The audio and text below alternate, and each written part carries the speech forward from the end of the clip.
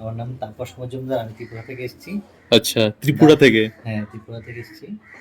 Actually আমি ফেসবুকে অনেকদিন ধরে দেখছিলাম আপনার ভিডিও, হুম হুম। খুব ভালো লেগেছে। তো অ্যাকচুয়ালি কাজটা আমার খুব শেখার ইচ্ছা, তাই আচ্ছা, তাই আপনার কাছে আসা। তো ত্রিপুরা থেকে এখানে আসা অঙ্গরাগ শেখার জন্য।